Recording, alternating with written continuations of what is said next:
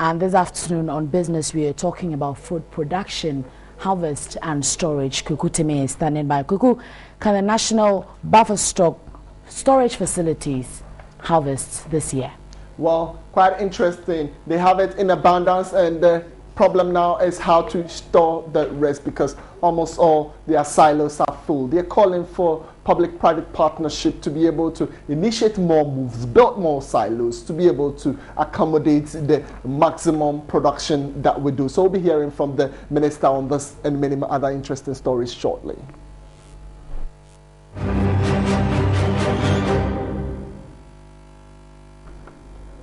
All right, so to our very first story. Now the Deputy Minister of Food and Agriculture, Dr. Yakubu Al-Hassan, who is in charge of crops, has confirmed farmers in the country are experiencing a bumper harvest this year. He explains the difficulty the country faces currently is inadequate storage facilities to preserve the harvested produce. So we have this story coming up shortly on your screens.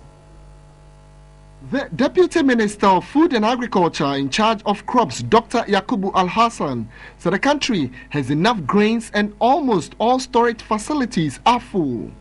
Many of the governments were freed from global economic arrangements to subsidize inputs so that poor farmers could access inputs to deliver production at their full level. And I believe this is the culmination of such a global effort, and I think Ghana is no different. We are relatively more food secure as a country than in the past, and there's still some work to be done because the protein dimension of our food is not yet completely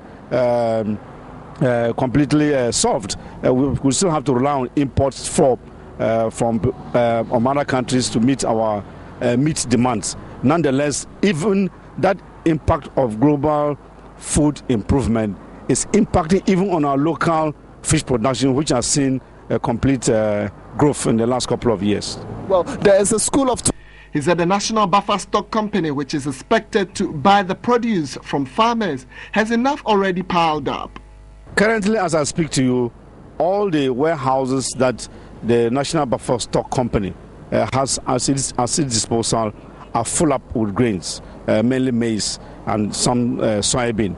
That clearly means that even at the private level, those who store grains to resell also are full up.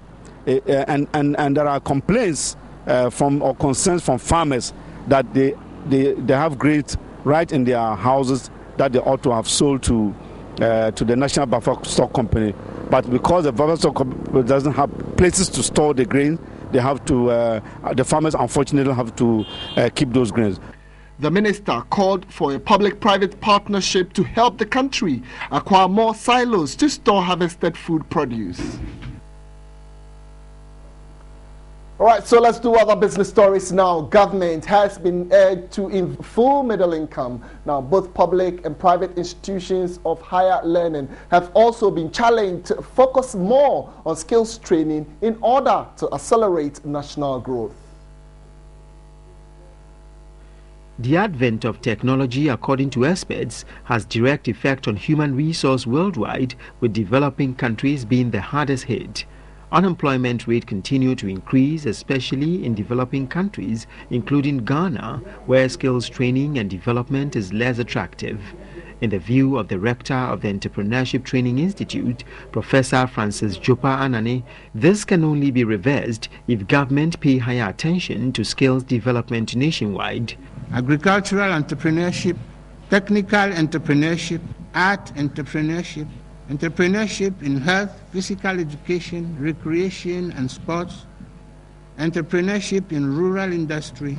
The Entrepreneurial Training Institute is a major institution of higher learning fighting hard to equip the youth with skills for national development. The ability of a country to assess, comprehend, select, adapt, as well as use scientific, technological knowledge is correlated with the well-being and quality of life of its people.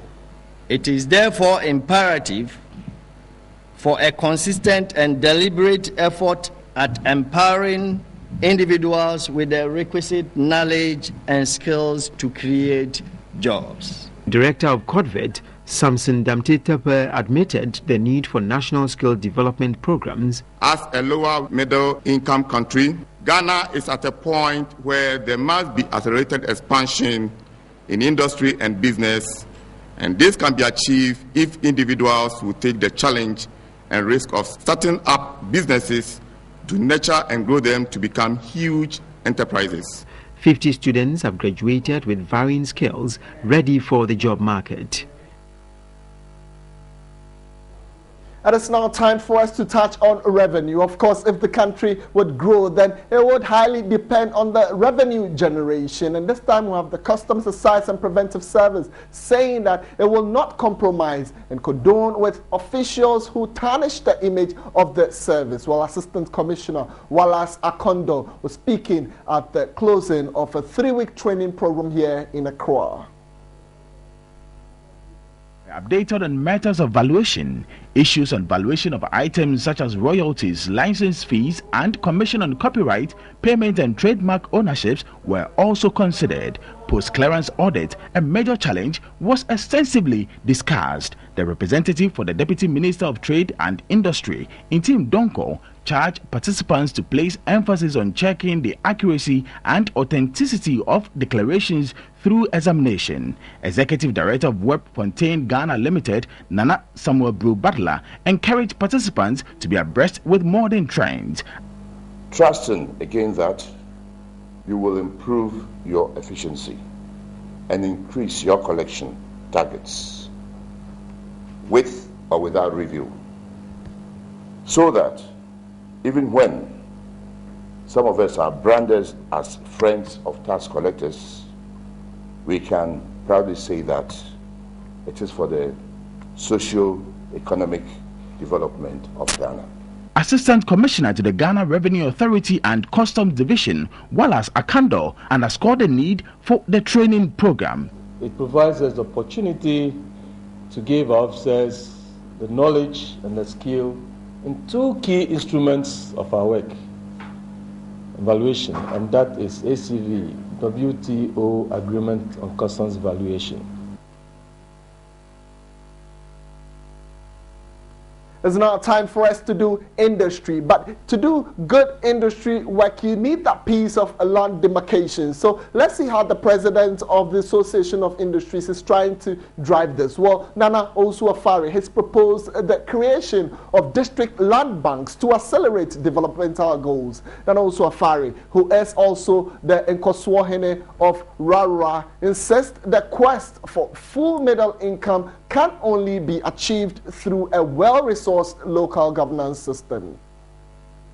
Access to land is said to be a major setback to developmental agenda across the country. The situation, coupled with protracted land litigations and chieftaincy disputes, continue to drive many potential investors away. Addressing the 9th Buem Congress at Okajakrom, the president of the Association of Ghana Industries, Nana Osu-Afari, said metropolitan, municipal and district assemblies must make policies that will allow the creation of land banks for future developmental goals.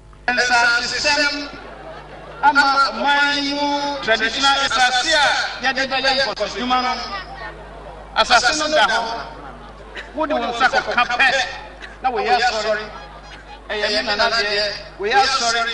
And Yandia, a way, Assassin, and Yanko, Assassin, and Fool, Assassin, and Yanko, this is assembly, land bank. Why did you have to hold? Biara, President, or the Jumadia, area. Oba, Musasa, Manso, and Nuto, Nebetimi, Emma, and Koso, Abba, Yemai. He called on the chiefs of Buem traditional area to bury their differences and unite for the development of the once vibrant cocoa growing zone. The Okajakrom Congress was on the theme, mobilizing the youth for sustainable development. The objective is to bring the youth together and sensitize them on the opportunities that await them.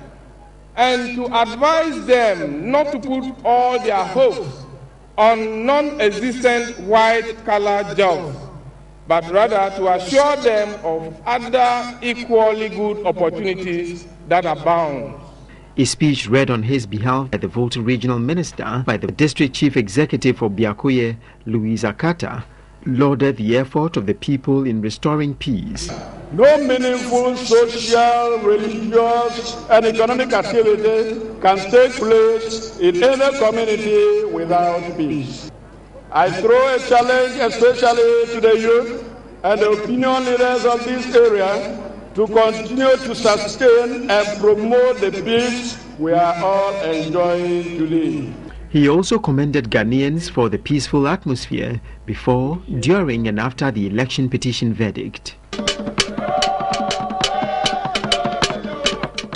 All right, so pragmatic policies with the central bank and financial institutions has seen the stabilization of the Ghana cedi against the US dollar. We would look at the US dollar against the Ghana cedi against the US dollar and peg it against other finances that we're seeing within this afternoon. So buying rate for the US dollar, 1 Ghana cedi 9950 pesos, and that is for the buying rate on the local forex bureaus, inching up a little bit to 2 Ghana cedis, depending on actually where you are changing your money. So just moving in a little bit, you can get it at a selling rate of 1 Ghana cedis 9976, just marginally up, and that's the selling rate. If you should move on a little bit and talk about that of the British pound around this time, it's seen as fair wrestle within last week. It rose against the Ghana cedi. So the British pound currently is pegged at 3 Ghana cedis 1106, and then going for 3 Ghana cedis 1153. So those are some updates we have from our forex market. My name is Kwekuteme.